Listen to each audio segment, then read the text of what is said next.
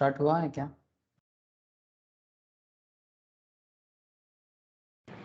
है sir. Okay okay sir, ठीक है। Good morning, sorry good evening to all of you sir again. ठीक है। अच्छा देखो, फाइनेंशियल मैनेजमेंट का क्लास है, तो फाइनेंस में क्या बात करना है सर? सर मैं फाइनेंस में आपके साथ बात करूंगा सर कैश मैनेजमेंट, जो मैं लास्ट दिन आपको बताया था। आज उसी के बारे में थोड़ा डिटेल्स में कैलकुलेशंस वगैरह ये सब डिस्कशंस करना है। ठीक है। Cash management models. Sir cash management है क्या? कैश मैनेजमेंट है क्या सर? वर्किंग कैपिटल का ही एक आप ऐसे बोल सकते हो कि वर्किंग कैपिटल का ही एक इम्पॉर्टेंट पार्ट है कि ये cash management. Working capital is a whole part and cash management is a part of working capital. But cash management इतना इम्पॉर्टेंट क्यों है? सर कैश मैनेजमेंट इसलिए इतना इम्पॉर्टेंट है क्योंकि जो मैंने लास्ट दिन ओवरव्यू में आप लोगों को बताया था कि कंपनी का पूरा ख्याल कैश मैनेजमेंट में ही मतलब अल्टीमेटली होता है। क्योंकि जब बिजनेस स्टार्ट होता है, जस्ट इमेजिन करिए आप कि जब आप बिजनेस स्टार्ट करते हो तो सबसे पहले आप एक सिंपल सा जर्नल एंट्री मारते हो अकाउंट्स में। क्या जर्नल एंट्री है नंदिनी? बिजनेस स्टार्ट करके ही पहला जर्नल एंट्री क्या होता है? बोल। Cash to capital. First journal entry सही तो था हाँ, है ना? Cash account debit to capital account, this a very very first journal entry in accountancy. So what is the case? Sir cash तो बिजनेस पे आ गया, बिजनेस के में आके वो कैपिटल बन गया। Now question is that now business के पास कुछ कैपिटल में जो उसको एसेट में कन्वर्ट कर दिया वो सब तो कैपिटल हो गया, ठीक है। बट बिजनेस के पास कुछ कैश भी अवेलेबल होता है, और जो बिजनेस के पास कैश अवेलेबल होता है, जिस बिजनेस के पास कैश ज़्यादा होता है, आप ऐसा समझो कि बिजनेस में कैश रिच कंपनी अगर कोई है तो वो हमेशा लीड करता है। मतलब सिंपल बात है, नगद में बिजनेस करने का मजा ही कुछ और होता है। अब कैश रिच कंपनी ऑलवेज थोड़ा सा बिजनेस में कॉन्फिडेंट रहते हैं, और कैश को मैनेज करना इसीलिए बिजनेस का एक बहुत बड़ा रोल प्ले है।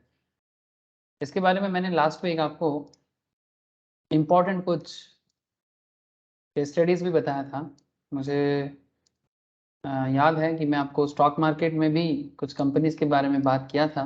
आपको मैंने जहाँ पर ये बताने का कोशिश किया था कि कैश मैनेजमेंट क्या है, ये तो आप समझ रहे हो, बट कैश को मैनेज करना कंपनी के लिए कितना इंपॉर्टेंट है। क्योंकि कैश मैनेजमेंट का सबसे बड़ा पार्ट जो है वो कैश कैश फ्लो में है ना। कैश मैनेजमेंट का एक big role is in cash inflow और कैश आउटफ्लो में इसका एक बहुत बड़ा रोल प्ले होता है ना सर? जब हम लोग कंपनी में कैश फ्लो स्टेटमेंट चेक करते हैं, है ना, जैसे मैं अभी कोई क्लास चल रहा था वहाँ पर मैंने अदानी के बारे में अभी बात कर रहा था, तो आई होप आप भी देख पा रहे हो सर। ये देखो स्टेटमेंट ऑफ कैश फ्लो में तीन तरह का एक्टिविटी है ना, जो कैश फ्लो स्टेटमेंट में आप लोग ऐसे भी अकाउंट्स में एज वेल एज एफएम में भी है सर कैश फ्लो स्टेटमेंट। तो यहाँ पर cash flow from operating activity, cash flow from investing activity and as well as cash flow from financing activity. ये जो तीन तरह का एक्टिविटी हम लोग कैश फ्लो स्टेटमेंट में देखते हैं। और जब हम लोग स्टॉक मार्केट में भी किसी कंपनी का फाइनेंस को चेक करते हैं वहां पर भी हम लोग कैश फ्लो स्टेटमेंट को हमेशा देखते हैं। So what is the case? Sir case और कुछ भी नहीं, केस इतना है कि वर्किंग कैपिटल मैनेजमेंट में cash management is a big role. Cash और ट्रेजरी मैनेजमेंट भी कहते हैं इसको। कैश और ट्रेजरी मैनेजमेंट एक बहुत बड़ा रोल प्ले करता है। तो ये किसी भी कंपनी को बिजनेस को हैंडल करने के लिए और किसी बिजनेस को एनालिसिस करने के लिए बिग इंपॉर्टेंट एंड मतलब इट्स वेरी इंपॉर्टेंट पार्ट। तो चलो एक काम करते हैं, समय नष्ट ना करके बात पे आ जाते हैं। कैलकुलेशन सीखना है, ठीक है। सिर्फ कहानी से पेट नहीं भरेगा सर, है ना? सिर्फ कहानी से पेट नहीं भरता, सीखना पड़ता है। तो चलो वही सीखने पे थोड़ा समय देते हैं, ठीक है। चलो पेन एंड पेपर रेडी कर लो और कैश मैनेजमेंट के बारे में जानकारी लेना स्टार्ट करो सर। ठीक,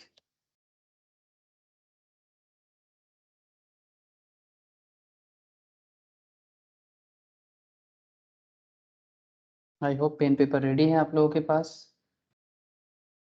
चलो लेट्स स्टार्ट। हेडिंग कर दो सर, कैश मैनेजमेंट।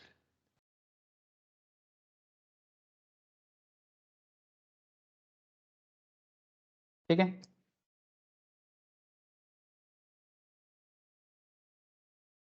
कोई divide our discussion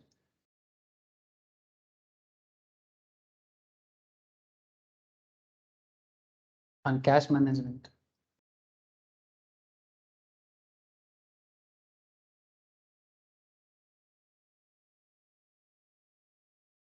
into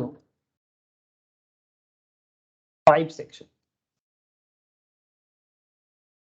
5 sections में हम लोग कैश मैनेजमेंट को डिस्कस करेंगे। First section 1 intro. ऑलरेडी मैंने डिस्कस कर दिया इंट्रो का। अच्छा, कैश मैनेजमेंट नोट्स की पाठ्यक्रम सेंड किया था आप लोगों को मैं। ये जो मैं सिंप्लीफाइड नोट्स जो था कैश मैनेजमेंट का शेयर किया था क्या किसी के साथ? अगर नहीं किया है तो एक बार मुझे याद दिलाना, मैं आज कर दूंगा। बोलेছিলাম तो था ज्योति, सेंड किया था क्या? ना सर। थोड़ा सा मुझे याद दिलाना चाहिए। Second is very important part sir, cash management models. Sir models मतलब सर इकोनॉमी में एंड फाइनेंस में कुछ इंपॉर्टेंट ऑथर हैं, कुछ जाने माने फाइनेंशियल गुरुज हैं जिन्होंने कैश मैनेजमेंट मॉडल्स के बारे में बात की कि बिजनेस को कैसे कैश मैनेज करना चाहिए। और as a finance professionals, as a chartered accountant, as a cost accountant, as a company secretary, as a MBA finance, this is a very important part and is very important decision making process जो आपको सीखना पड़ता है। तो कुछ models हैं जो हमें कुछ हेल्प करेगा। एंड एग्जाम में क्वेश्चंस भी मॉडल्स में बहुत पूछते हैं। Section 3 is cash planning and section 4 managing cash inflow and outflow.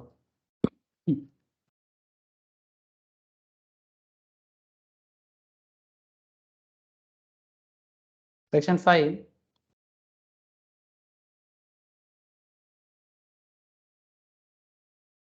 Investment in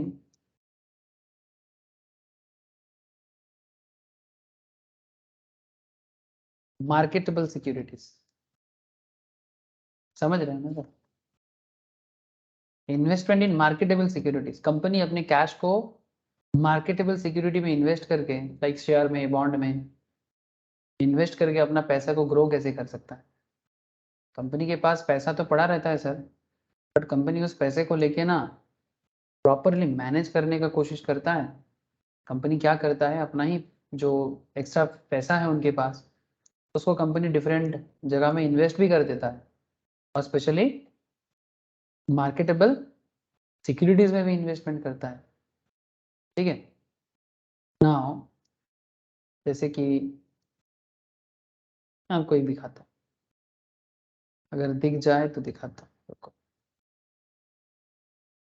balance sheet में, कैश फ्लो में, बैलेंस शीट में देखते हैं, एसेट्स में,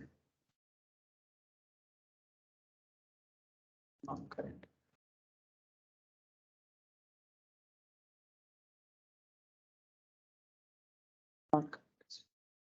लॉन्ग टर्म इन्वेस्टमेंट देख रहा था। ठीक है, ये जो लॉन्ग टर्म इन्वेस्टमेंट देख रहे हो ना, लॉन्ग टर्म इन्वेस्टमेंट के अंदर कंपनी अपना बड़ा बड़ा इन्वेस्टमेंट करके रखता है। कहाँ से पता चलता है सर? फिर इसके लिए आपको कंपनी का एनुअल रिपोर्ट वगैरह देखना होता है। ठीक है, जैसे ये अगर मैं आपको दिखाऊं, ये अदानी है, अदानी का बैलेंस शीट चेक करोगे, अदानी के बैलेंस शीट चेक करने के टाइम पे इसका फाइनेंशियल एसेट्स में इन्वेस्टमेंट वगैरह देखोगे, ये देखो कितने का इन्वेस्टमेंट है, देखो 2020 में 15,603 करोड़ का इन्वेस्टमेंट था, 2021 में 20,768 करोड़ का इन्वेस्टमेंट हुआ है। सर एक्स्ट्रा इन्वेस्टमेंट करने के लिए कंपनी के पास एक्स्ट्रा कैश होना चाहिए ना, आपके पास कैश नहीं होगा तो इन्वेस्ट कैसे करोगे। चलो थोड़ा सा नोट्स पे चलते हैं, नोट 4 में, ठीक है, इसको हम बोलते हैं मतलब एक्सप्लेनेटरी नोट्स, ठीक है। तो एक्सप्लेनेटरी नोट्स के अंदर चलते हैं, नोट 4। सर बहुत बड़ा है, थोड़ा सा मुझे देखने से ही थोड़ा नज़र रखो, नोट 4 नज़र आते ही मुझे बताओ। Notes to financial statements, note 4 दिखाई दे रहा है सर? नोट 4, नोट 4, नोट 4, अरे कहाँ है नोट 4?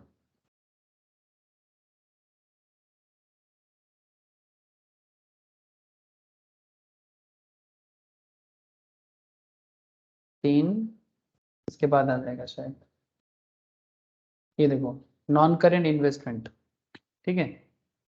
नॉन करेंट इन्वेस्टमेंट मतलब लॉन्ग टर्म इन्वेस्टमेंट, कहाँ कहाँ अदानी ने इन्वेस्ट किया देखो। 50,000 fully paid equity shares ₹10 each of Adani Kattupalli port limited. Adani Kattupalli port एक अलग कंपनी है, उसमें इन्वेस्टमेंट है, ₹10 करके 50,000, प्रीवियस ईयर में 50,000 था। 1,50,000 fully paid equity shares 10 each of Shanti Sagar international dredging limited. देख पा रहे हो सर, अदानी पोर्ट है ना, तो अपना पैसा लगा के रखा है अलग अलग बिजनेस पे, रिलेटेड बिजनेस पे। 89,70,000 का शेयर्स प्रीवियस ईयर में इतना था, ठीक है, प्रीवियस ईयर में इतना था, इस बार इतना भी रहा, इतना ही अभी भी रहा है। ये देखो 89 लाख, नहीं सॉरी 8 करोड़ 90, कितना है सर, 8 करोड़ 97 लाख हो रहा है क्या? 8 crore 97 lakh fully paid equity shares 10 is Adani Vizhinjam port private limited, ठीक है। ये विजिनग्राम आंध्र में है सर, ठीक है, विजिनग्राम बोल के एक जगह है विशाखापत्तनम के आसपास। देख सकते हो आप कहाँ कहाँ बिजनेस ने, कंपनी ने इन्वेस्ट करके रखा है, ठीक है।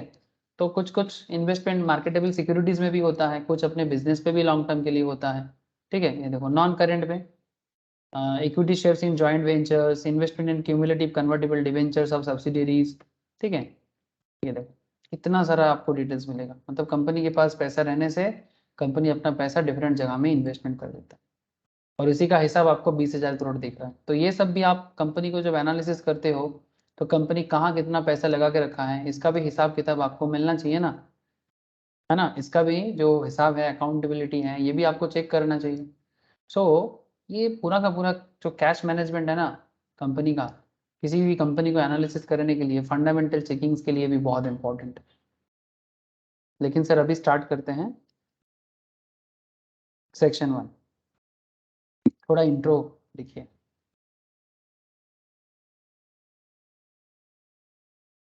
Point 1,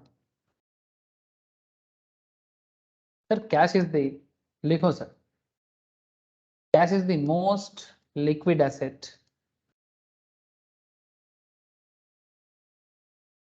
and is needed। सबसे लिक्विड एसेट क्या है? कैश है, and is needed for the day to day operation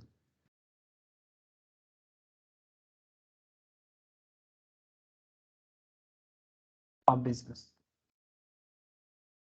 cash सबसे लिक्विड भी है और day to day business operations के लिए भी आपको पैसा चाहिए। तो इसीलिए हम लोग ऐसा भी बोल सकते हैं sir, it is life blood of business. ये लाइफ ब्लड भी है बिजनेस का, इसके बिना बिजनेस चल ही नहीं सकता। ऐसे ब्लड के बिना शरीर नहीं चल सकता, कैश के बिना बिजनेस नहीं चल सकता। That is why cash is the life blood of business. और इसका जो फोकल पॉइंट है, फोकल मतलब, फोकल का क्या मतलब होता है? फोकल मीन्स, बोलो, फोकल मतलब सेंट्रल पॉइंट जो है बेसिकली, ठीक है, जो मेन पॉइंट है उसको फोकल पॉइंट बोलते हैं।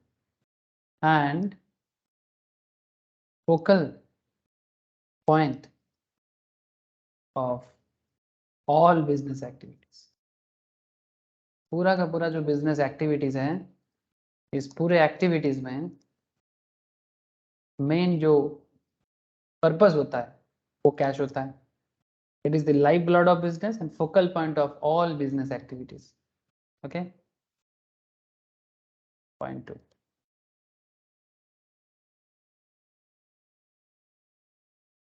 पॉइंट 2 क्या है? ये आप लोगों को समझ में आ रहा है ना? नंदिनी, ज्योति, चौथा, please tell me sir. Yes, sir. Yes. Thank you, sir. Yes, sir. Although cash is very important,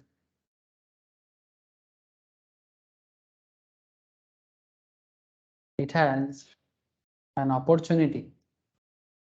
Cash इतना important है, although cash is very important, it has an opportunity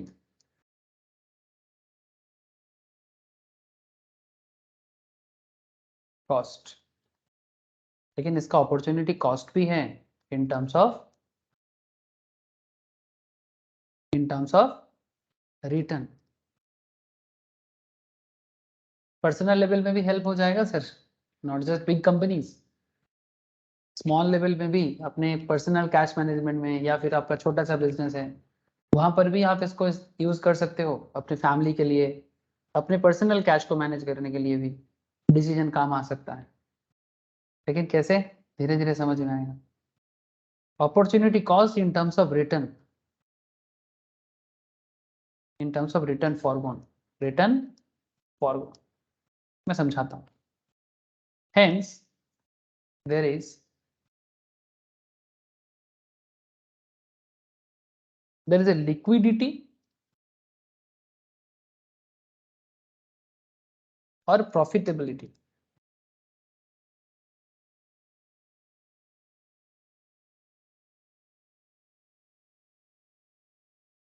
trade off sir is a very important words, exam में ना ये सब word आपको मिलेगा। Trade off word बहुत एक इंपॉर्टेंट वर्ड है फाइनेंस फील्ड में। लिक्विडिटी, प्रॉफिटेबिलिटी, ट्रेड ऑफ, मतलब क्या है कि कैश एक ऐसा चीज है ना सर, जीरो से हीरो बनना है। मतलब आज आपका बिजनेस है बट आप कुछ नहीं कमाते, बट वही जीरो से आपको अगर हीरो बनना है तो आपको कैश को ही यूज करना है। आपको पता है मनी मेक्स मनी, पैसे से ही पैसा बनाया जाता है, जानते हो आप लोग?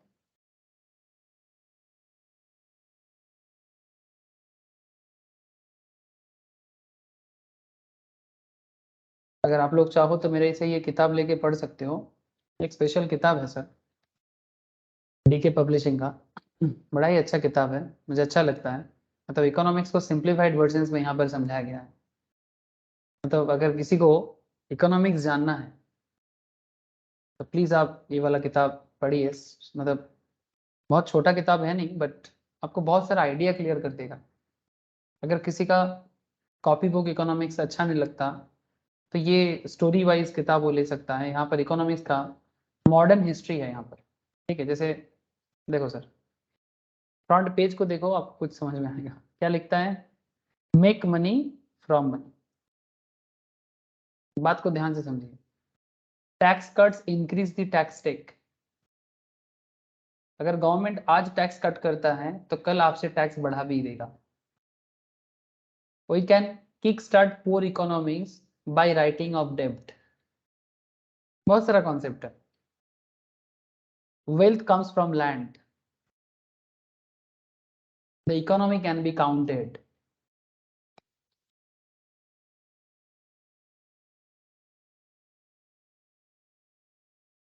Social networks are kind of a capital. The economy is a yo-yo.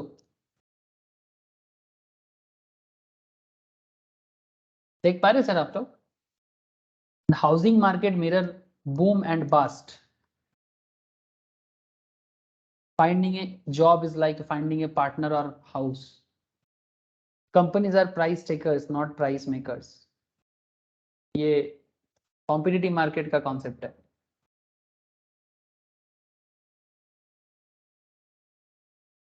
Globalisation is not inevitable.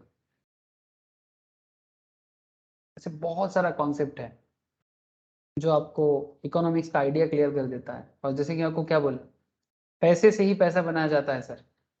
Make money from money. Very important concept. सुनने में थोड़ा अद्भुत लगता है लोगों को, बट ये बात अगर आप नहीं समझ पाओगे ना तो पैसा बनाना थोड़ा मुश्किल हो जाएगा. आज वर्ल्ड में जो भी कंट्री पैसा बनाए है ना सर, जो भी कंट्री का नाम आप ले लो, जो कंट्री ने अगर आज के डेट में, एक सेकंड थोड़ा होल्ड करो ना सर.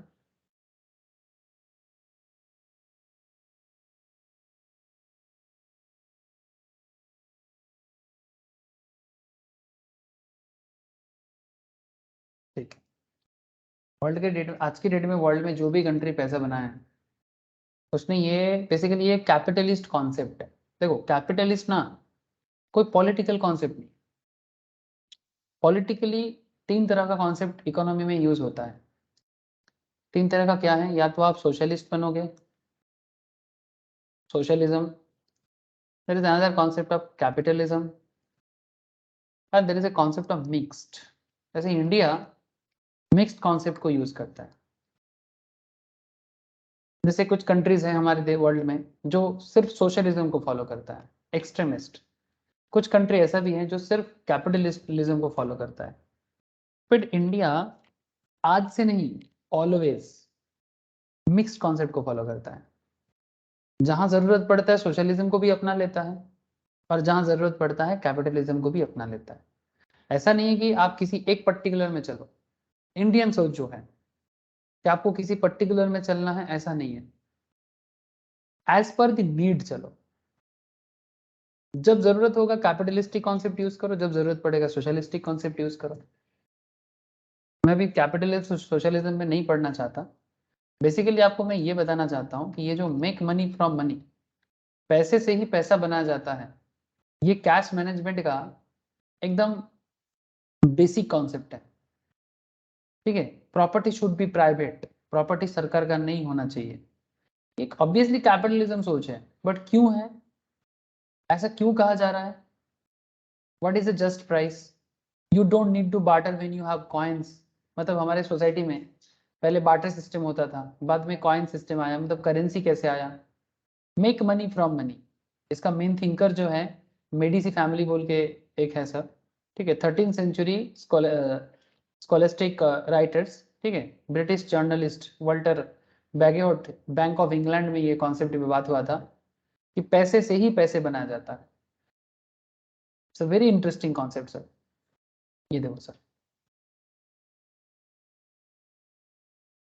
ये दिखाई दे रहा है रहता था जो 3 अंजनी आप लोगों को शो हो रहा है ना?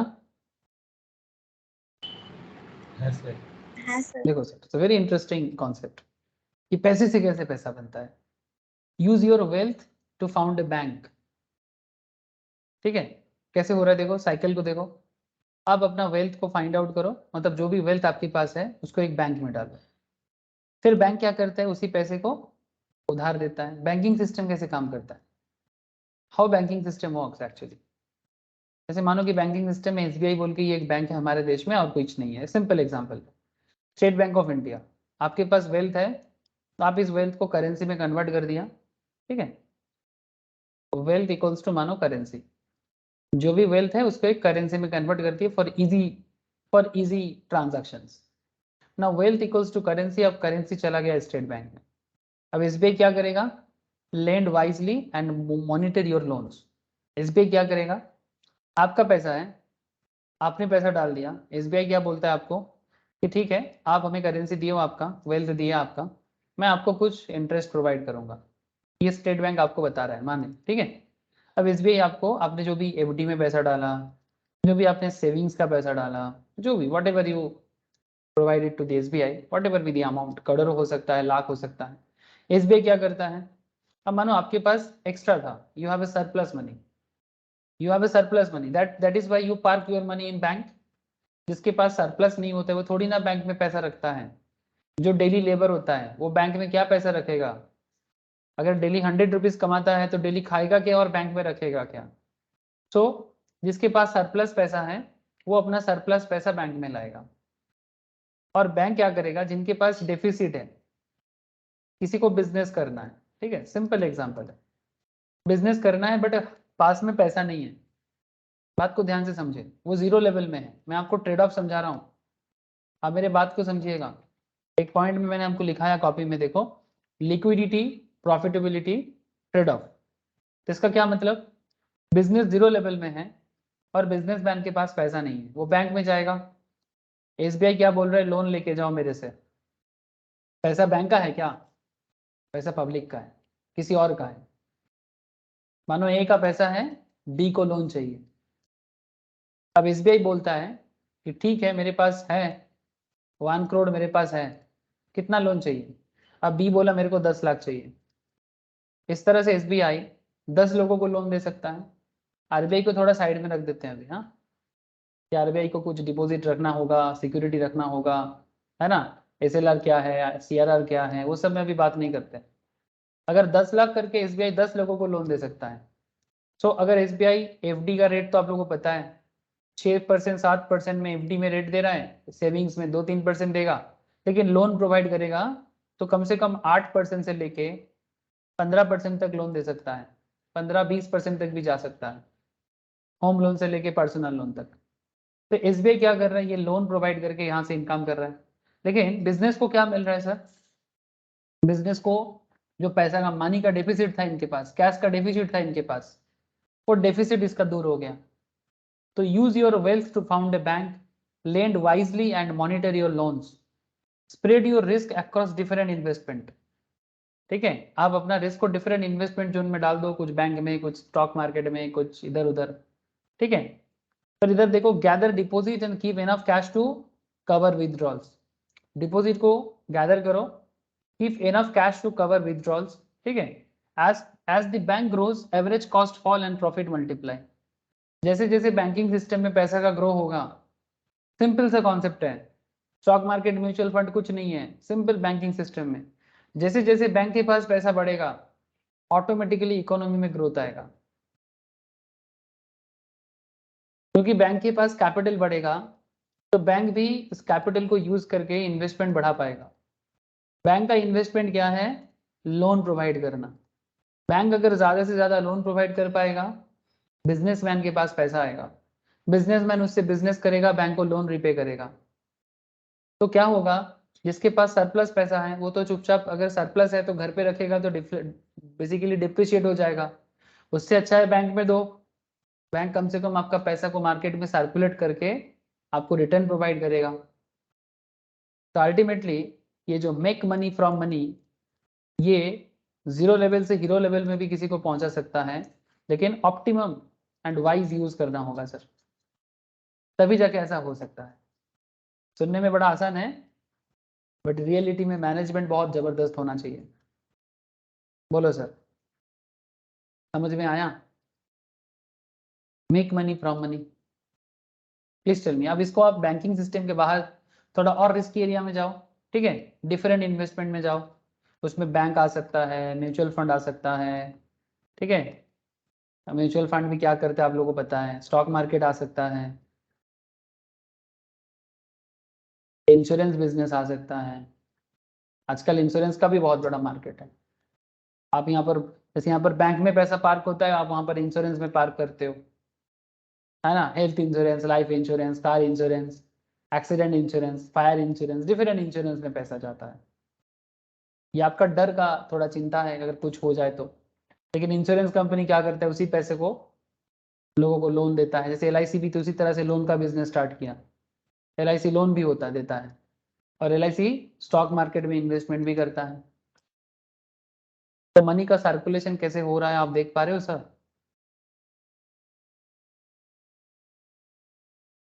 Tell me. क्या सर, ज्योति, नंदिनी, तो था, बोलो, समझ में आया कुछ?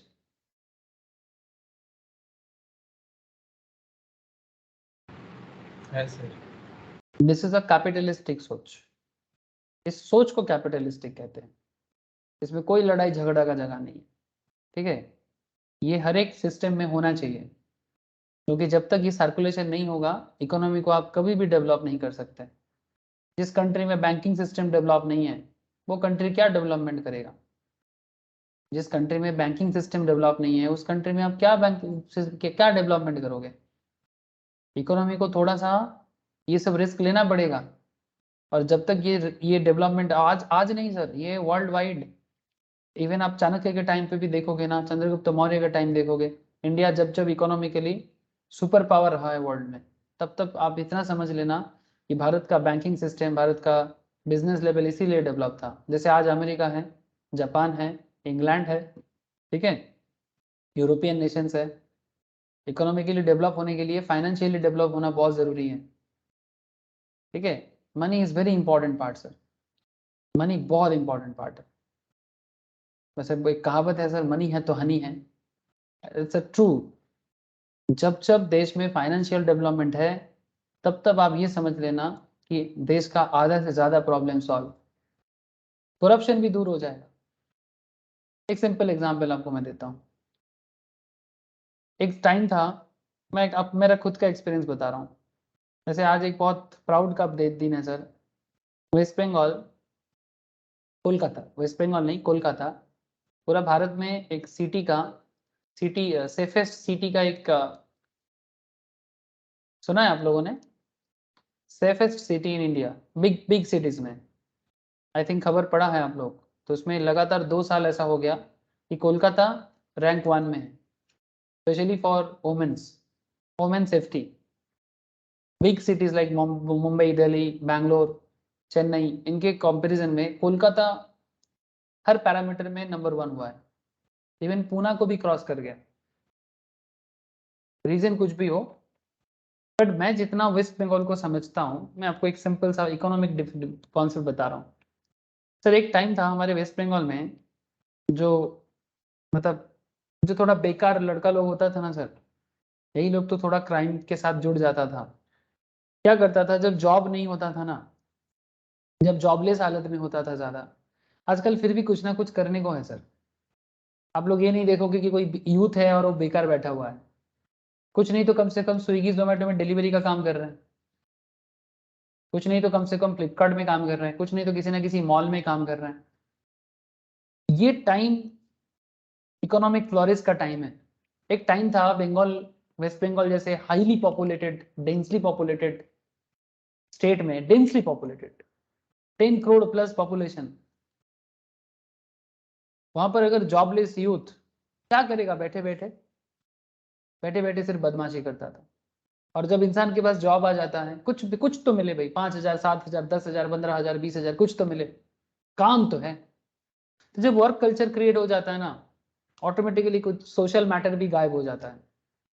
ये बेसिकली लड़कियों को छेड़ना, रॉकबाजी करना, अड्डा लगाना, ठीक है, अभी भी बहुत सारा जगह में है, बट पहले से काफी कम हुआ है। इसके पीछे क्या बोलोगे? सोशल डेवलपमेंट हो गया, पॉलिटिकल डेवलपमेंट हो गया। मैं जितना समझता हूँ वर्क कल्चर में डेवलपमेंट आया, फाइनेंशियल डेवलपमेंट हुआ है सर। पहले जितना जॉब नहीं था उससे ज्यादा जॉब है, और इसके पीछे का रीजन क्या है? जॉब क्रिएशन हुआ है। पहले इतना जॉब नहीं होता था जितना जॉब आजकल दिख रहा है, चाहे जॉब का क्वालिटी कुछ भी हो। कहने का मतलब ऐसा है सर, उसमें ग्लोबलाइजेशन है, प्राइवेटाइजेशन भी है, लेकिन एटलीस्ट कुछ तो है। पहले तो ये कुछ तो है भी नहीं था।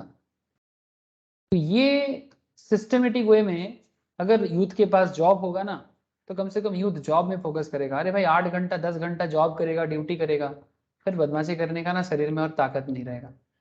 जब बैठे बैठे इंसान बेकार हो जाता है ना, तो उसे बंगाली में एक कहावत है सर, सुन्नो माथा शयतानेर भाषा। मतलब एटलीस्ट सोशल पैरामीटर में जितना खराब, ऐसे बंगाली सोसाइटी में और कुछ हो ना हो, एटलीस्ट एक चीज है, बंगाली भद्रलोक के नाम पे जाना जाता था। भद्रलोक मतलब जेंटलमैन, बंगाली जेंटलमैन। ये कॉन्सेप्ट पूरा भारत मानता था कि बांगाली बाबू भद्रलोक। लेकिन कुछ मिडिल में ये जो गुड टैग है ना, ये कहीं ना कहीं चला गया है। फिर भी ये बंगाली के कल्चर्स में है। ये मैं बहुत खराब बात करता हूँ वेस्ट बंगाल के बारे में, कोलकाता के बारे में, बट जो अच्छा है वो तो मुझे बताना पड़ेगा सर। तो इसीलिए मैं सोशल डेवलपमेंट या ये जो मनी मेकिंग प्रोसेस है ना, इसको इतना ज़्यादा मुझे लगता है कि इस पर और जोर देना चाहिए।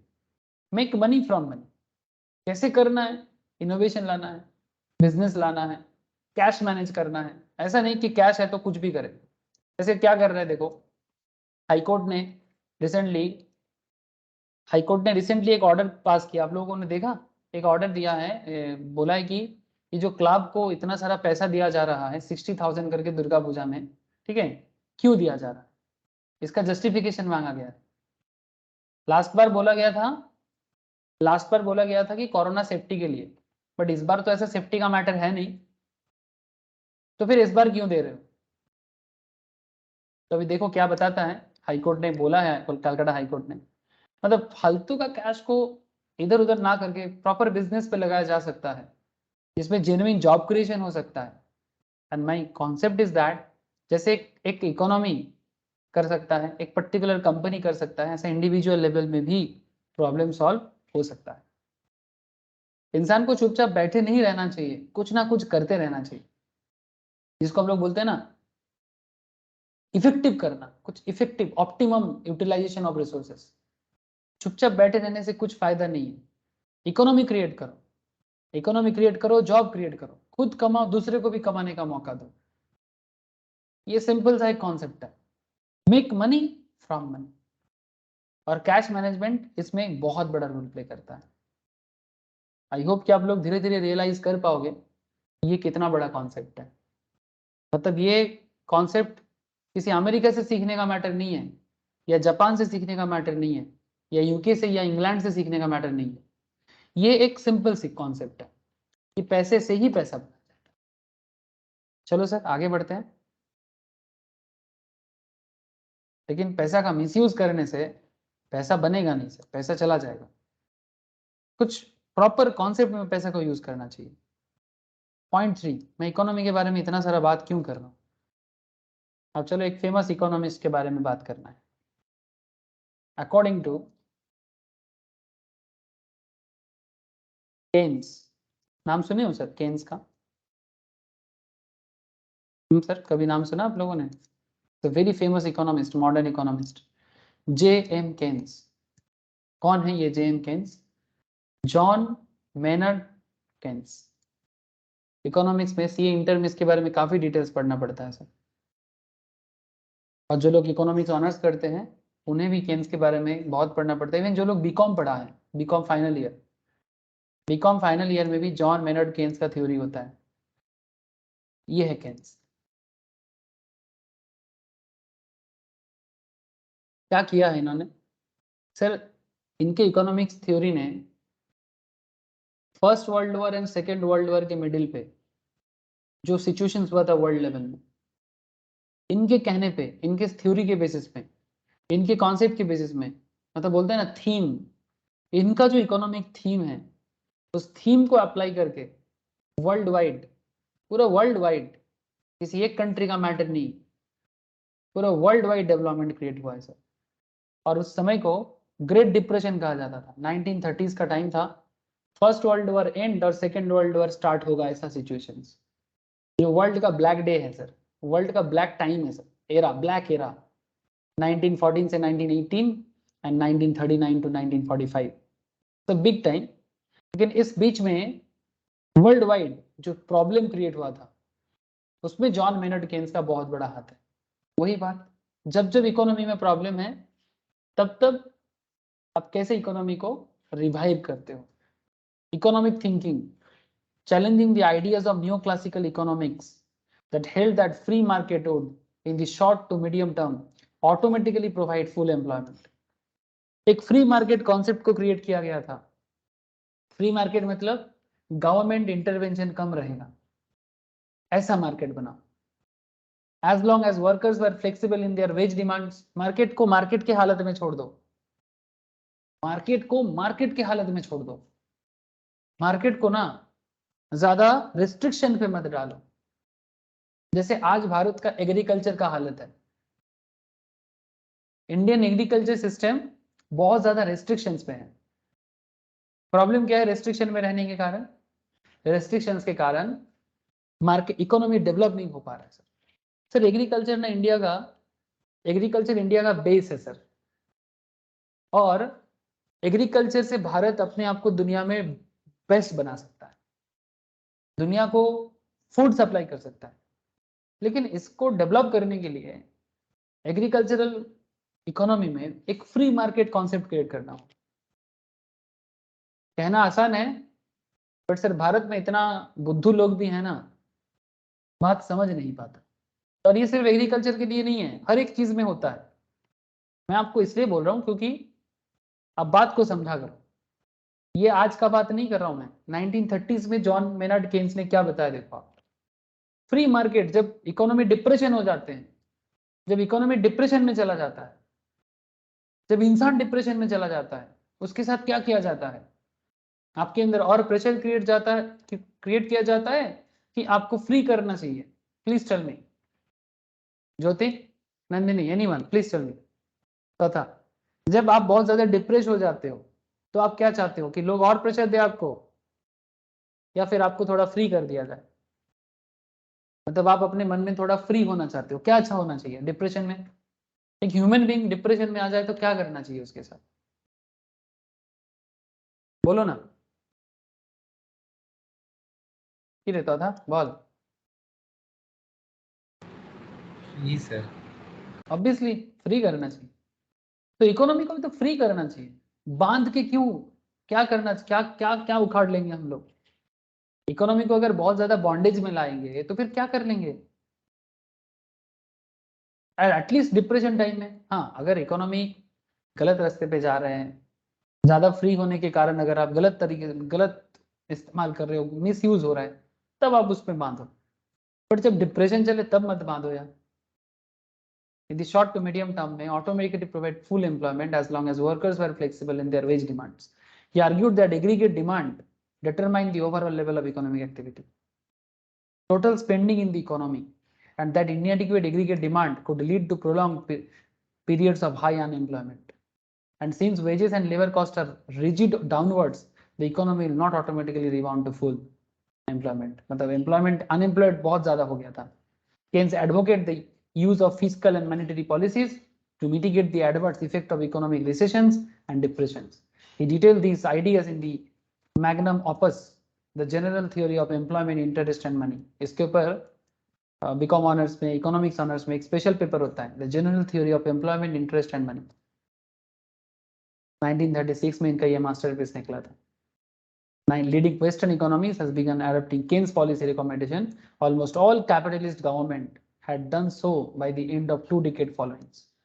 Almost सारे के सारे कैपिटलिस्ट गवर्नमेंट ने इस कॉन्सेप्ट को अप्लाई किया था।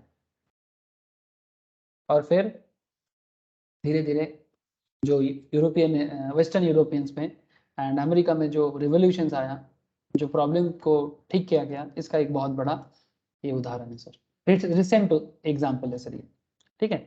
तो ऐसा बहुत सारा कॉन्सेप्ट के बारे में इन्होंने बात किया, बट मैं अभी आपको इतना डिटेल्स पे तो नहीं लेके जा सकता because this is not economics class. Economics में बात करने बोलो तो सारा दिन बीत जाएगा sir. So according to John Keynes क्या बताता है, चलो लिखो।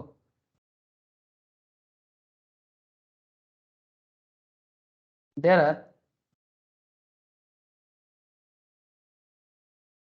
Are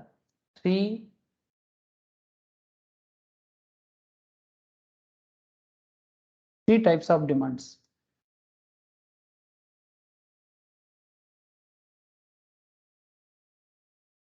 for money. पैसे का 3 डिमांड होता है, बोल सकते हो क्या क्या? मनी का 3 डिमांड होता है, बिजनेस को भी वही करना पड़ता है। एक ट्रांजैक्शन डिमांड, एक प्रिकॉशनरी डिमांड,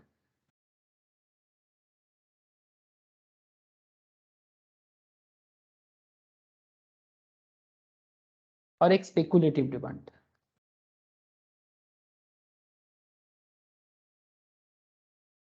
ठीक है, transactionary, precautionary and speculation. Day to day लेन देन के लिए कुछ पैसा चाहिए, इमरजेंसी में फंड चाहिए, एंड स्पेकुलेशंस के लिए भी चाहिए, मतलब जिसपे आप थोड़ा सा बेट लगाओ। बेट समझते हो ना, थोड़ा बेट लग जाओ, भाई ये इन्वेस्टमेंट कर दे, वो इन्वेस्टमेंट कर दे, थोड़ा पैसा बढ़ जाए, है ना। Speculative demand. इंसान को हर 3 तरह का पैसा का जरूरत पड़ता है। Even each and every human being भी अपने लाइफ में कहीं ना कहीं ये 3 तरह का डिमांड के बारे में सोचता है ना। डे टू डे पेट भर जाए, कभी इमरजेंसी के लिए भी कुछ जरूरत है नहीं, इंश्योरेंस का पैसा, है ना। बात को समझे। डे टू डे कैश का जरूरत, day to day cash. Precautionary मतलब इमरजेंसी पैसा, एंड स्पेकुलेटिव मतलब लाइक कभी लॉटरी का टिकट लेना, कभी ड्रीम 11 में पैसा लगाना, कभी स्टॉक मार्केट में बेट करना, ठीक है, स्टॉक मार्केट में बेटिंग करना, है ना। ये सब स्पेकुलेशंस में आ जाता है, ठीक है। हाँ, कैलकुलेटिव रिस्क अलग है, बट फिर भी बात को समझे। 3 नीड आ गया। सेक्शन 2 में आते हैं, चलो। इतना क्लियर है ना sir. According to John Keynes there are 3 types of demands for money. तो एक बिजनेस को भी सिमिलर काइंड ऑफ डिमांड होता है, एक ह्यूमन बीइंग को सिमिलर काइंड ऑफ डिमांड होता है, और एक इकोनॉमी को भी, चाहे वो इंडियन इकोनॉमी हो, चाहे वो अमेरिकन इकोनॉमी हो, चाहे वो चाइना का इकोनॉमी हो, चाहे वो रशिया का इकोनॉमी हो, डिमांड सबके लिए ऑलमोस्ट सेम है। जैसे देखो ना, रिसेंटली यूक्रेन गवर्नमेंट या रशियन गवर्नमेंट ने डिक्लेयर किया, आई डोंट नो आप लोगों ने खबर देखा कि नहीं, रशियन गवर्नमेंट ने डिक्लेयर किया कि अगर कोई माँ 9 चिल्ड्रन को जन्म दे सकता है, उनको स्पेशल अवार्ड दिया जाएगा। और भारत में जिनके फैमिली में 1 चिल्ड्रन है, उनको स्पेशल राशन मिलेगा। समझ पा रहे सर। रशिया में पॉपुलेशन नहीं है, इतना बड़ा कंट्री है, सिर्फ 14 करोड़ का पॉपुलेशन है। अलग अलग देश, अलग अलग हिसाब, अलग अलग उसका पॉलिसी। रशियन कॉन्सेप्ट इंडिया में नहीं चल सकता, इंडियन कॉन्सेप्ट रशिया में नहीं चल सकता। रशिया बता रहा है, रशिया क्या बता रहा है, देखो रशिया का साइज देखो, भारत के साइज का 5 गुना है, तो 5 times more than India. Russia बता रहा है कि अगर कोई माँ 9 चिल्ड्रन का जन्म दे सकता है, 9 चिल्ड्रन का बर्थ ऑफ 9 चिल्ड्रन, तो उनके लिए स्पेशल फैसिलिटीज होगा। बिकॉज इतना बड़ा रशिया में सिर्फ 14 करोड़ लोग रहते हैं, मतलब इनके यहाँ पर काम करने के लिए भी प्रॉपर रिसोर्स, मतलब ह्यूमन रिसोर्स भी नहीं है। और भारत के पास एबंडेंट ह्यूमन रिसोर्स है, जितना जरूरी नहीं है उससे ज्यादा। इतना सा छोटा सा, मतलब छोटा नहीं बोलना चाहिए, मतलब इतना बड़ा देश, ऊपर से बीच बीच में टूट गया वो अलग बात, बट फिर भी हमारे देश में 140 करोड़ के आसपास पॉपुलेशन है। और इसलिए यहाँ पर बताया जा रहा है कि अगर किसी माँ का 1 चाइल्ड है, तो उनके लिए स्पेशल फैसिलिटी मिलेगा राशन में। समझ रहा है सर। दोनों देश का हिसाब किताब अलग, ठीक है। अब किसका क्या नीड है, क्या किसका नीड होगा, ये अलग बात, ये इकोनॉमिक पॉलिसी में डिसाइड किया जा सकता है। बट मेन जेन केन्स का जो ये सिंपल सा कॉन्सेप्ट है, मनी का जो जरूरत, ये जरूरत को हम लोग इग्नोर नहीं कर सकते, है ना। चलो, कैश मैनेजमेंट मॉडल्स।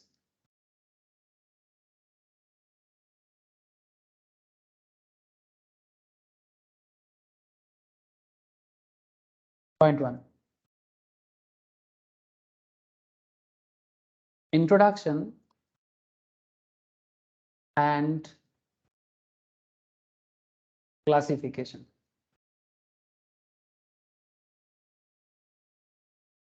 थोड़ा लिखिए सर। इमेजिन 2 अकाउंट्स, मान के चलते हैं 2 अकाउंट है। एक अकाउंट का नाम है investment account,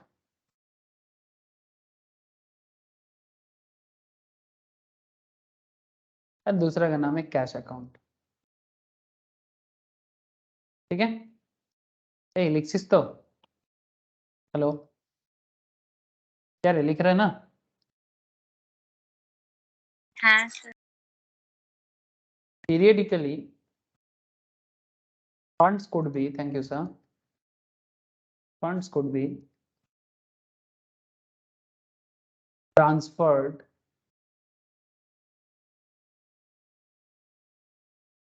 from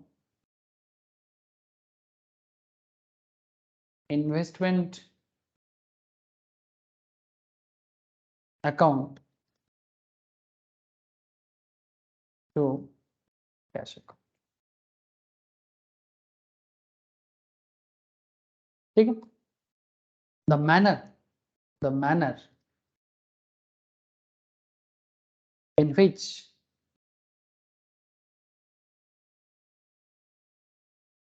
this type of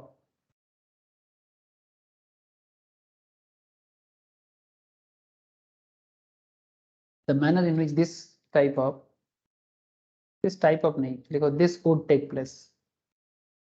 The manner in which this would take place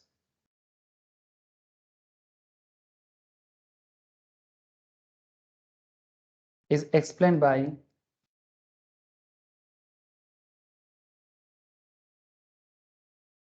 cash management models.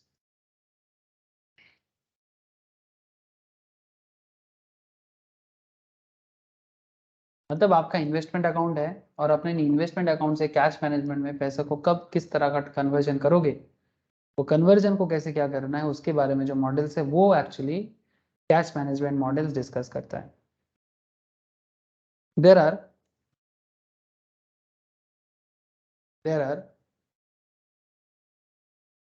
To types of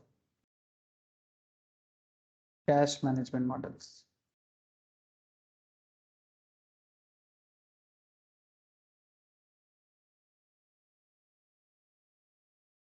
There are two types of cash management models.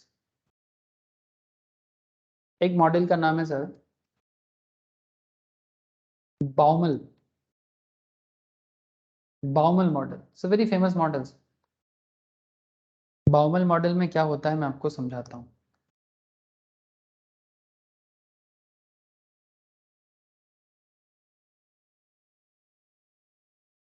देखो Baumol model of cash management very famous models. ठीक है, ठीक है. Baumol क्या बोला था मैं उसके बारे में आपको बात करूंगा. ठीक है, वेरी फेमस मॉडल. एक आपका बाउमल है और दूसरा एक है मिलर एंड ओर बोल के. मैं आता हूँ सर, मिलर एंड ओर में भी आता हूँ. पहले बाउमल मॉडल को थोड़ा बात करते हैं.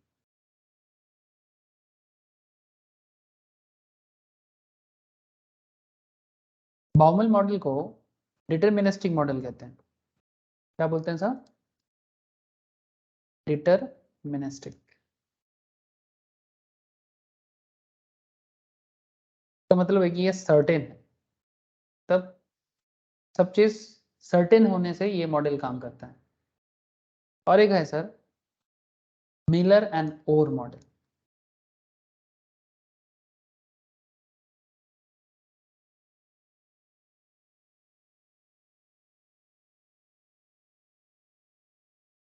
इसको स्टोचेस्टिक बोलते हैं सर. समझाता हूँ सर.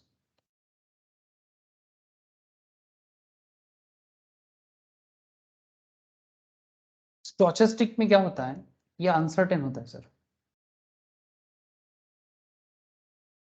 कुछ सर्टेनिटी के साथ आता है और कुछ अनसर्टेनिटी के साथ आता है. सर्टेन में क्या होगा और अनसर्टेन में क्या होगा. तो मिलर एंड ओर अनसर्टेन के सारे बारे में बात करता है और बाउमल सर्टेन के बारे में बात करता है. लेकिन क्या बात करता है, कैसे बात करता है, इसको भी जानना पड़ेगा. ठीक है, चलो थोड़ा इसको और मॉडल को एक्सप्लेन करने का कोशिश करते हैं. Point two Baumol model.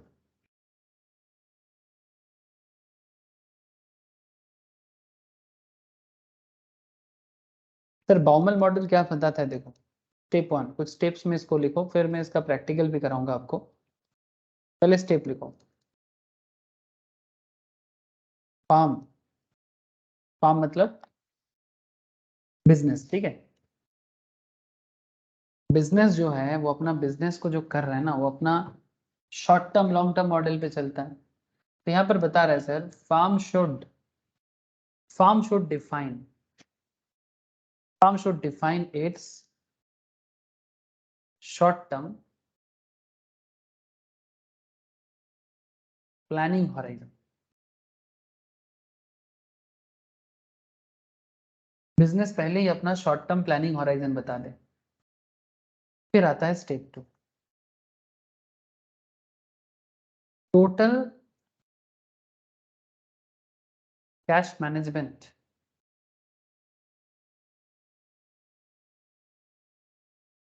During the planning horizon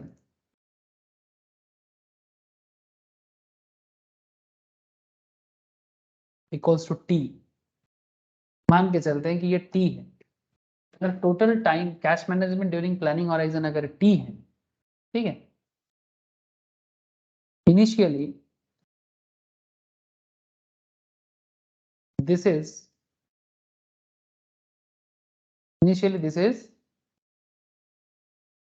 in the form of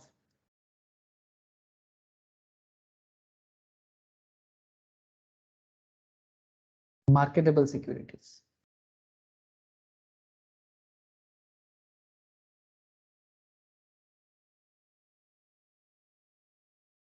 Initially this is in the form of marketable securities. An amount known as conversion size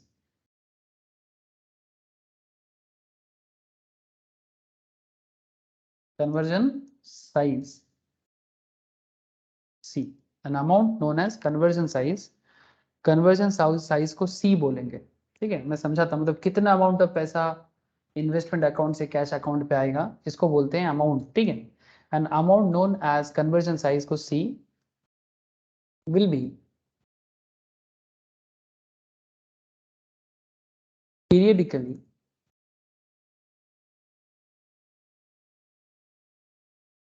transferred from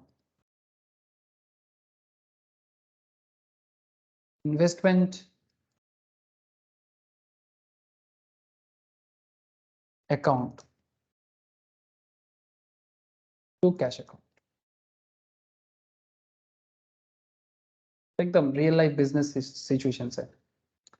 step 3,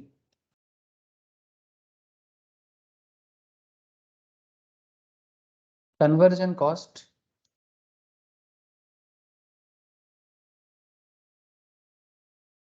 पर conversion.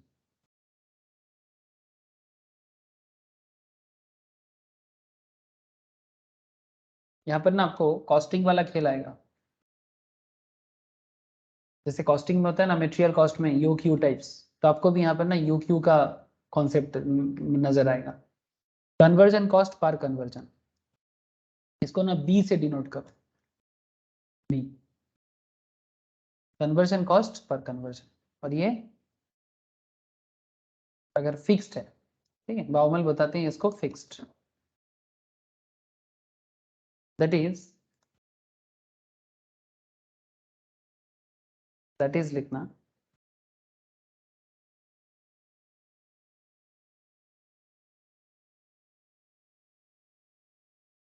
it does not change, it does not depend, sorry, it does not depend upon the conversion size.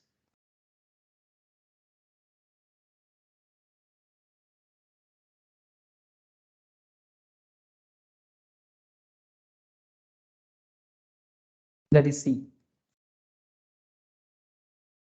And there is a step 4.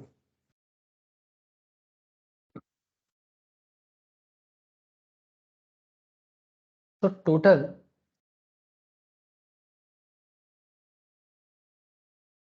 conversion cost for the period equals to number of conversion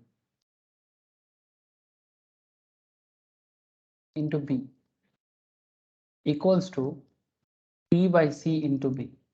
don't worry, समझा देता हूँ, थोड़ा सा wait कर जाओ, अभी question करेंगे ना क्लियर हो जाएगा। यहाँ तक लिख लिया रे?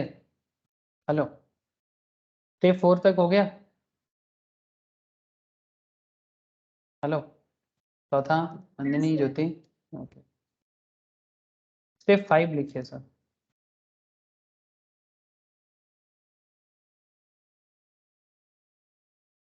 Assuming that conversion time is nil and cash management are evenly, conversion time is nil and cash requirement लिखिए sir.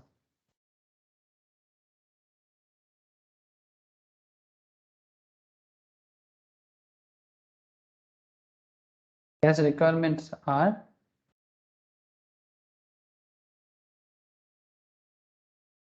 evenly spread throughout the year. Throughout the year, ठीक है? Average cash balance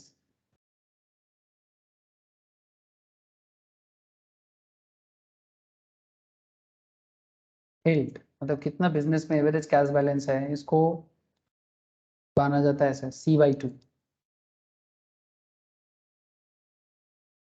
अब ये जो भी मैंने आपको स्टेप बता रहा हूँ ना, इसको अभी ना कैलकुलेशन करेंगे ना, अभी आपको क्लियर हो जाएगा कि हो क्या रहा है। तो थोड़ा समय दो। जैसे कैश बैलेंस एवरेज कैसे होता है बिजनेस में, एक ग्राफ ड्रॉ करो, एक्स एक्सिस वाई एक्सिस, इस पे बिजनेस पे जो कैश मैनेज होता है ना, एवरेज कैश बैलेंस कैसे मैनेज हो जाएगा। जैसे फॉर एग्जांपल कभी आपका कैश इतना तक जाता है तो आप फिर से बिलो लेवल में आ जाते हो, फिर आपको इस लेवल में वापस जाना चाहिए, फिर उस लेवल से फिर से आप यहाँ से आते हो, मतलब आपका कैश फिर से कम हो जाता है, फिर आप अपना बैलेंस को बनाने का कोशिश करते हो, उसके बाद फिर आप नीचे आ जाते हो। तो ये बिजनेस में अप एंड डाउन होता रहता है सर। अभी कैश ज़्यादा है तो कभी कल कैश कम है ना? लेकिन आपको एक एवरेज मेंटेन करना है, आपको एक एवरेज मेंटेन करना है कि अगर आप एवरेज मेंटेन कर लेते हो, ये आपके लिए हमेशा अच्छा होता है कि कैश बैलेंस, ठीक है, कैश बैलेंस में एक एवरेज मेंटेन करना, वेरी इंपॉर्टेंट पार्ट। और ये आपका टाइम है, X axis is time and this is a cash balance, Y axis, and इसको आप क्या बोलेंगे, C/2। एवरेज क्या है, C/2, मतलब किसी भी चीज को डिवाइडेड बाई 2 कर दो, एवरेज आ जाएगा। Step 6,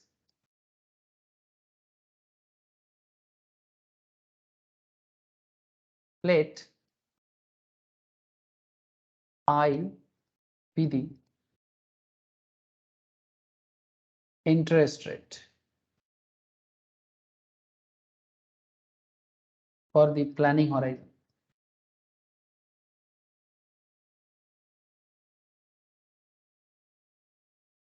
Try to understand sir। अगर I इंटरेस्ट रेट है प्लानिंग होराइजन का, so carrying cost, that is investment income, sorry, interest income,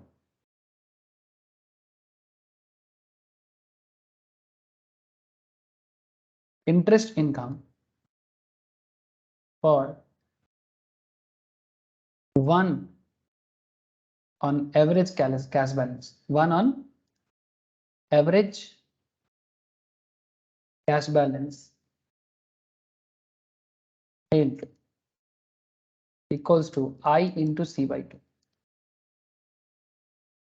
आपको अभी भी ना थोड़ा समझ में दिक्कत हो रहा है, मैं समझ सकता हूँ, क्योंकि मैं तो अभी बस स्टेप लिखा रहा हूँ, इसका एप्लीकेशन नहीं दिखा है, अभी दिखाऊंगा sir. Step 7.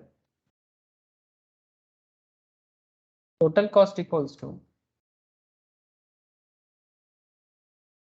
conversion cost plus carrying cost.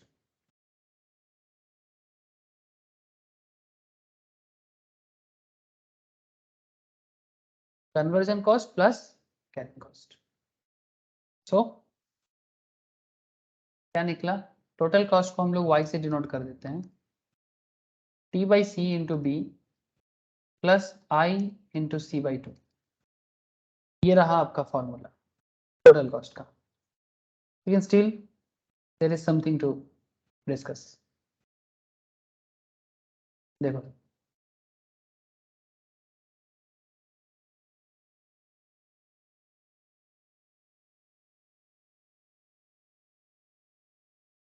we need to discuss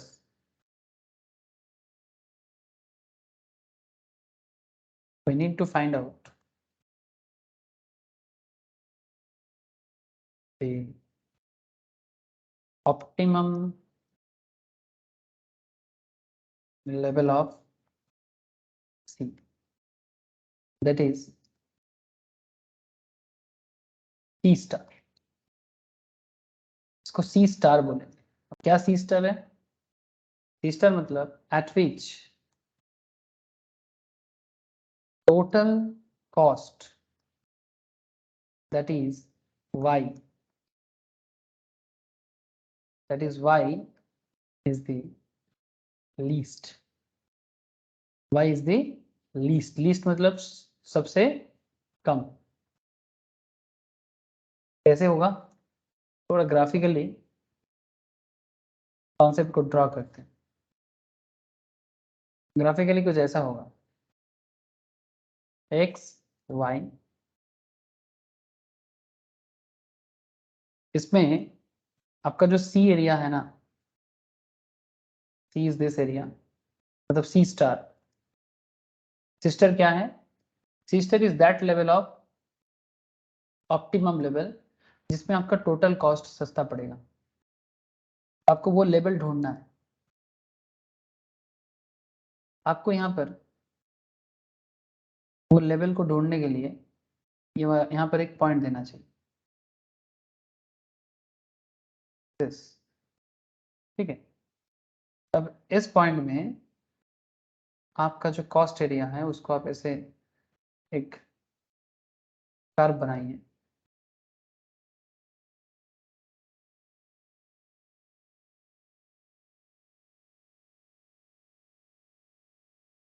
और आपको एक करना चाहिए कि आपका जो कॉस्ट आएगा ना,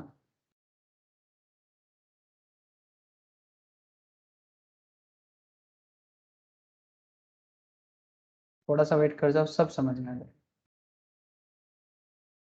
और आपका जो इंटरेस्ट का एरिया है वो कुछ इस तरह से इसको चीरते हुए इसके नीचे से निकलेगा, I इंटू सी बाई 2. ये कॉन्सेप्ट ना same as economic order quantity के जैसा है, लेकिन कैसे वो आपको अभी समझ में आएगा. और सी स्टार का जो फॉर्मूला है ना, सी स्टार का फॉर्मूला है root over of 2bt divided by I. ये डेरिवेटिव करके आया है, बट अभी डेरिवेटिव में ध्यान नहीं देना है. बिकॉज डेरिवेटिव करना हमारा काम नहीं है. हमें डेरिवेटिव का एप्लीकेशन करना है. जैसे आज मॉर्निंग में फ्यूचर एंड ऑप्शंस क्लास था ना, इक्विटी डेरिवेटिव का, वहां पर भी हम लोग डेरिवेटिव के बारे में बात कर रहे थे, बट डेरिवेटिव कैलकुलेशन नहीं सीख रहे थे, डेरिवेटिव का एप्लीकेशन कर रहे थे. इक्वली यहाँ पर भी हमें डेरिवेटिव नहीं करना है, डेरिवेटिव का सिर्फ एप्लीकेशन पार्ट पे ध्यान देना है. ठीक है. तो यहाँ पर जो सी स्टार, मतलब सी स्टार क्या है बोलो तो optimum level of C. What is C? यहाँ C is a conversion size. याद करो कौन से स्टेप में? स्टेप 3 देखो एक बार. चौथा नंदिनी, स्टेप 3 में क्या लिखा गया देखो. ज्योति, दिखाई दे रहा है ना आप लोगों को? स्टेप 3 क्या है? कन्वर्जन कॉस्ट पर conversion equals to B, that is it does not depend upon the conversion size, that is C. मतलब आप अपने इन्वेस्टमेंट अकाउंट से कितना अमाउंट कैश अकाउंट में कन्वर्ट करोगे, इसमें आपका कन्वर्जन साइज जो होगा, इसको कन्वर्ट करने में आपको जो कॉस्ट पड़ेगा, वो कॉस्ट को आपको सस्ता करना है, उस कॉस्ट को आपको सस्ता करना है।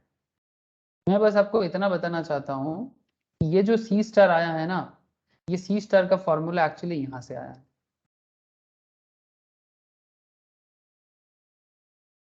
आप सोच रहे हो सर फॉर्मूला अचानक से कहां से आ गया? सर अचानक से नहीं आया, ये बेसिकली डेरिवेटिव हो के आया है। y इक्वल्स टू, जो मैंने आपको ऑलरेडी लिखाया, देखो टोटल कॉस्ट का, t by C into B plus i into C by, इसको डेरिवेटिव, इसमें डेरिवेटिव आके डेरिवेटिव करके ये फॉर्मूला यहाँ से कन्वर्ट आया सर। अब किसी को डेरिवेटिव सीखना है, नेक्स्ट क्लास में, ऐसे डेरिवेटिव सीखने का जरूरत नहीं है यहाँ पर, बट फिर भी मैं नेक्स्ट क्लास में आप लोगों को थोड़ा बता दूंगा। बट मैं करेंटली आपको डेरिवेटिव पे नहीं, कैश मैनेजमेंट पे क्वेश्चंस पे ध्यान देना चाहता हूँ। ठीक है, कैश मैनेजमेंट पे क्वेश्चंस पे ध्यान देना चाहता हूँ। तो चलो एक एग्जांपल ड्रॉ करते हैं। ठीक है, एक एग्जांपल देखो सर, देखो sir, total cash requirement, business में टोटल कैश रिक्वायरमेंट है 500 लाख। ठीक है,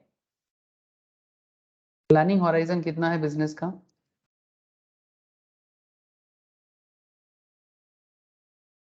6 मंथ्स।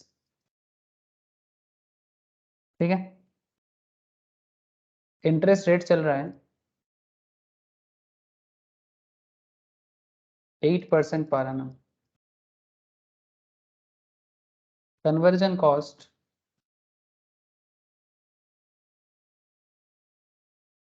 पर conversion equals to 60,000 using Baumol model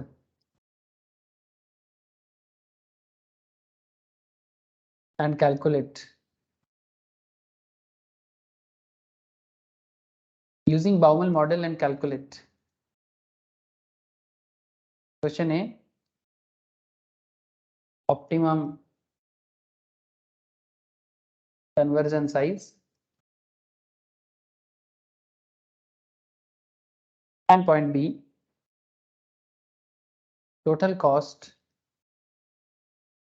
at this conversion size।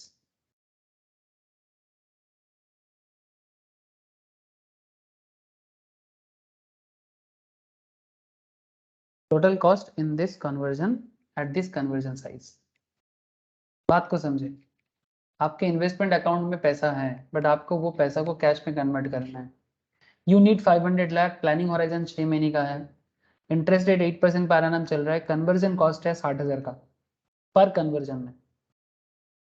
Baumol model use करके पूछ रहे हैं आपको कि ऑप्टिमम कन्वर्जन साइज क्या होगा, मतलब पर कन्वर्जन में कितना पैसा कन्वर्ट करोगे, और कन्वर्जन साइज क्या होगा, total cost at this conversion size. Sir इसको सोल्यूशन करने से ही ये बाउमल मॉडल का पूरा खेल समझ में आ जाएगा सर। देखो एक कॉस्टिंग जैसा आपको मटेरियल कॉस्ट जैसा आएगा नजर, look like a material costing, you Q जैसा। सो टी से क्या डिनोट करना चाहते हैं सर? Total size. याद करो मैंने टी के बारे में बताया था, total cash management during the planning horizon. Business के जो प्लानिंग हॉराइजन में है, इस प्लानिंग हॉराइजन में बिजनेस को कितने का टोटल कैश का जरूरत है, कितना है पता? टोटल कैश का नीड कितना है? ज्योति बोलो, नंदिनी हाँ बोलो। 500 lakh। 500 लाख। बी, हमें ना वो सारा डेटा चाहिए, T by C into B plus I into C by two के लिए जो जो चीज़ें ना वो सारा चाहिए, जो बाउमल मॉडल का फॉर्मूला है। Basically root over of 2bt divided by I करना है, बट उससे पहले हर एक इन्फॉर्मेशन हमें चाहिए। सर बी क्या है बोलो? Conversion cost per conversion. Conversion cost पर कन्वर्जन, ध्यान से देखो व्हाट इज बी। स्टेप 1 में था firm should define its short term planning. Step 2 total cash management during the planning horizon is T. Initially this is in the form of marketable securities, okay. An amount known as conversion size is C, will be periodically transferred from investment account to cash account, and conversion cost per conversion equals to B, that is it does not depend upon conversion size. So this is C. So कितना होगा conversion cost per conversion? बोलो 60,000. Conversion cost per conversion is 60,000. So 60,000 को अगर हम लाख में represent करना चाहे तो 0.6 lakh. Thank you sir.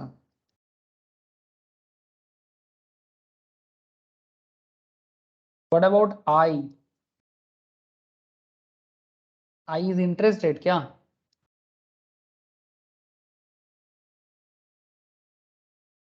कौन से स्टेप में आई के बारे में बोला गया सर? स्टेप 6 चेक करो sir, step 6 let I be the interest rate for the planning horizon. So carrying cost, that is interest income for one on average cash balance held, that is I into C/2, मतलब जो average cash balance है उसमें आपको जो interest मिल रहा है उसको बताना चाहता है। So I equals to average cash balance कितना हो जाएगा आपका, इंटरेस्ट रेट कितना हो जाएगा, एवरेज इंटरेस्ट कितना हो जाएगा, मतलब 8% पर एनम है तो 8/2 कर दो, मतलब C/2 है ना, इक्वल्स टू हो जाएगा 4%, दैट इज अगर पॉइंट में कन्वर्ट करें तो 0.04। नाउ हमें चाहिए सी स्टार। सी स्टार का फॉर्मूला क्या है, √2BT डिवाइडेड बाई आई। मिल गया सारा डिटेल्स। कन्वर्जन साइज का फॉर्मूला क्या है, C star equals to √2BT divided by I. 2BT 2 तो जो है B क्या है, √2 into 0.6 into 500 divided by 0.04। Please tell me कितना होता है?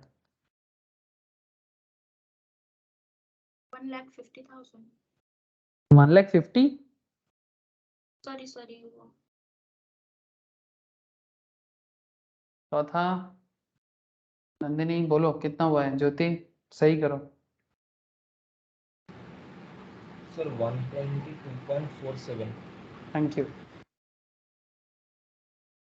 122.47 lakh, this is your C star is what, C star is, बोलो सी स्टार क्या है, पॉइंट नंबर 7 नहीं, पॉइंट नंबर 7 में ही तो बोला गया है optimum level of cash, that is C star at which total cost that is Y is the least.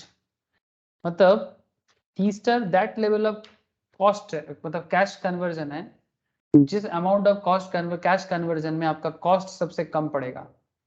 तो सर आंसर आ रहा है 122.47 as per the data given. Now question is that point number 2, total cost at this conversion size. अगर आप 122 करके पर conversion में convert करते हो कैश को इन्वेस्टमेंट अकाउंट से, आपका पर कन्वर्जन में कॉस्ट कितना पड़ जाएगा, टोटल कॉस्ट इस कन्वर्जन में कितना पड़ जाएगा, 122 लाख, ठीक है 122 122.47 लाख कन्वर्जन में आपका टोटल कॉस्ट कितना पड़ जाएगा, मतलब अल्टीमेटली 500 लाख ही आपको करना है तो आपको ये इसका टोटल कॉस्ट पूछ रहे हैं। तो टोटल कॉस्ट का क्या फॉर्मूला है सर, टोटल कॉस्ट का फॉर्मूला क्या है, conversion cost plus carrying cost है ना, that is T/C into B plus interest into C/2।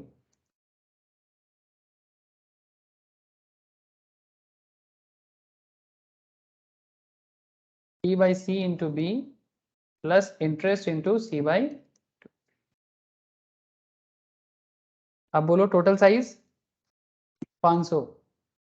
सी कितना, सी कितना, कन्वर्जन कितना हो रहा है, तो सी स्टार जो हमारे यहाँ पर सी स्टार है 122.47, बी कितना 0.6, आई कितना 0.04, सी बाई 2 कितना 122.47 बाई 2। देखो सारा डेटा मिल गया था, बस कैलकुलेट करके बताओ।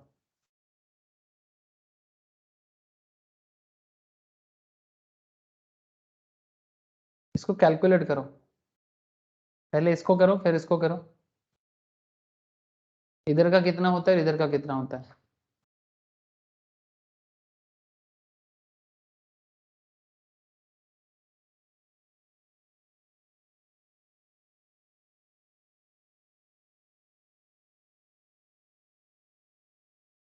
কত হচ্ছে,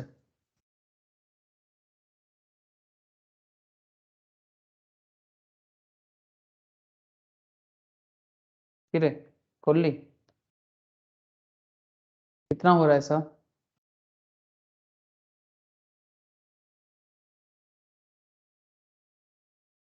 अरे कुछ तो बोलो। Sir, 4.5. इधर होगा 2.45 और इधर हो जाएगा 2.45, 4.9 लाख होगा क्या। Yes, sir.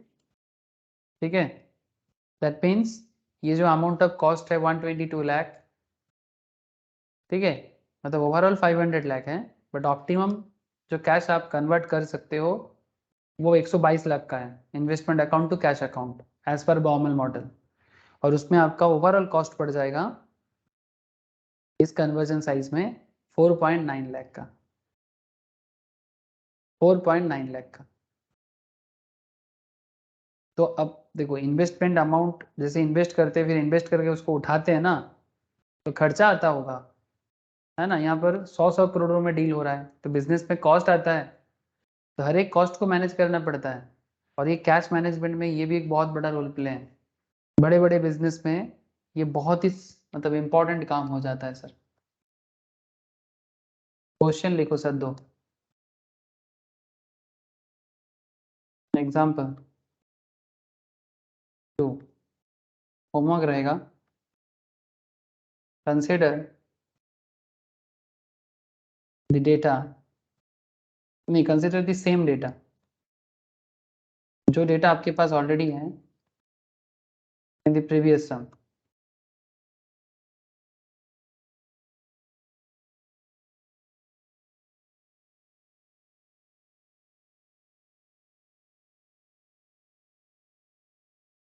Out of the following three choice, three, ठीक है, out of the following three choices P equals to 50 lakh, 100 lakh and 250 lakh. Which is best conversion size?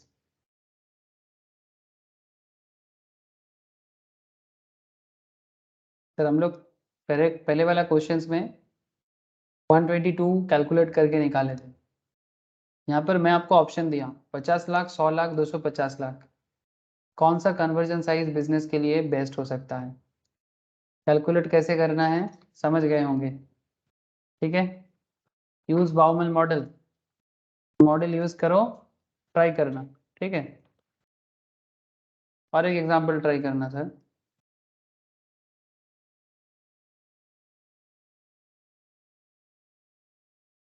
Example 3,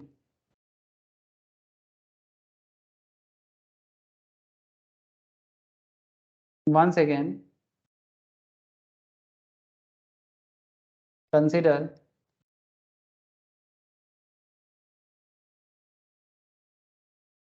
the previous sum. वही question को लेना with following charges, sorry following changes को change करना। This time conversion cost per conversion B is not fixed। ये हम लोग पहले सोचे थे फिक्स्ड होगा, बट ये फिक्स नहीं रहेगा। Instead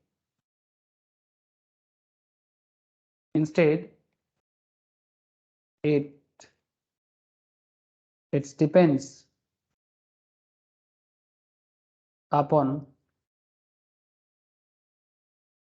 depends upon the conversion size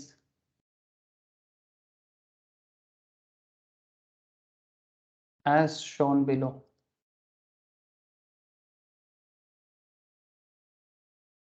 ठीक है, अब मैं जो बता रहा हूं उसको लिखो। तो बिलो मैं यहाँ पे साइड पे दे रहा हूं, एक सी और एक बी, दो कॉलम बना लो, एक सी का और बी का। समझा देता हूं, C B up to 80 lakh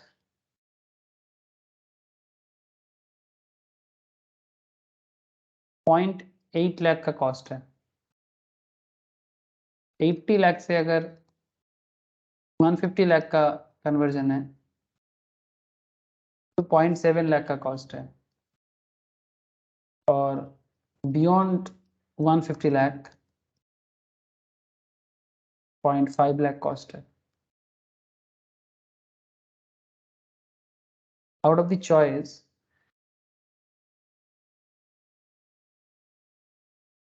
given, that is C equals to 50, 100 to 50 lakh, which is best conversion size?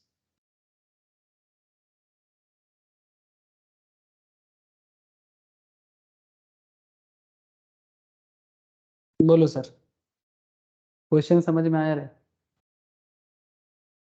Hello चौथा ज्योति, हाँ बोलो। मतलब कि जिसमें हम लोग को कन्वर्जन कॉस्ट कम पड़ेगा हम लोग के लिए, वो सबसे बेस्ट होगा, मतलब लोवेस्ट यस होगा ना। यस सर, सी स्टार जो इस- सबसे लो, जो सबसे लो कॉस्ट पड़ेगा वो सबसे बेस्ट कन्वर्जन साइज होगा। यही आपको कैलकुलेट करना है एज पर बाउमन मॉडल। ठीक है, ठीक है, ट्राई करना, जो क्वेश्चन मैंने करा उसी के साथ कनेक्टेड क्वेश्चन है ये सब। ट्राई करना, मैं नेक्स्ट क्लास में इसको देखूंगा। ठीक है, और नेक्स्ट क्लास, हाँ बोलो। ये कन्वर्जन कॉस्ट जैसे जैसे हम लोग का सी का अमाउंट ऊपर गया वैसा वैसा ये कन्वर्जन कॉस्ट नीचे आया, क्यों? जैसे जैसे सी का कॉस्ट ऊपर गया सर, ये और बेसिकली ये इसका बता रहा हूँ 80 यस, लाख का। ये नॉर्मल होता है ना कि आप अगर large amount of raw material कहीं से लेते हो तो अल्टीमेटली आपका पर यूनिट कॉस्ट कम हो जाता है ना। तो ये कुछ उस तरह का कॉन्सेप्ट है। ठीक है, जितना आपका अमाउंट ऑफ इन्वेस्टमेंट अकाउंट से जितना हाई अमाउंट ऑफ मनी आप कैश अकाउंट में कन्वर्ट करते हो उतना आपका पर यूनिट कॉस्ट कम होता है। बट ये तो बस एक कॉन्सेप्ट है, यहाँ पर आपको क्वेश्चन में दिया गया। जब आप इसको एज पर दी रूल्स आप कन्वर्ट करोगे ना, जो मैंने आपको अभी सिखाया बाउमन मॉडल, तब आप इसका सही जवाब दे पाओगे कि which is best, 50 lakh, 150 lakh, sorry 100 lakh और 250 लाख, कौन सा बेस्ट कन्वर्जन साइज हो सकता है? थोड़ा सोचिएगा। ठीक है, थोड़ा सा सोचिएगा। नेक्स्ट क्लास में बताएं सर, मतलब आप लोग ट्राई करो, मुझे नेक्स्ट क्लास में बताओ, ठीक है? अरे ओके और नॉट? Okay sir. ठीक है, हाँ सर। मिलर एंड ओर का एक मॉडल होगा, नेक्स्ट क्लास में बताएंगे, ठीक है? ओके सर, चलो फिर गुड नाइट, इतना ही आज, bye sir. Bye sir. Sir फिर টেস্ট দিতে কবে যাব? চলে আয় এই সপ্তাহতে, স্যাটারডে আয়। কিসের আচ্ছা। টেস্ট দিবি? কোন টপিকে টেস্ট দিবি? কোম্পানি লতে? কোম্পানি ল তো রেডি আছে, তাহলে পুরোটাই দিয়ে দিন। পুরো পুরো কোম্পানি লতে দিবি? হ্যাঁ। ওকে, ঠিক আছে, ঠিক আছে, স্যাটারডে চলে আয়। 3টে? স্যাটারডে 3টের সময় চলে আয়। ঠিক আছে, বাই। বাই। রাখছি স্যার। আচ্ছা রাখ।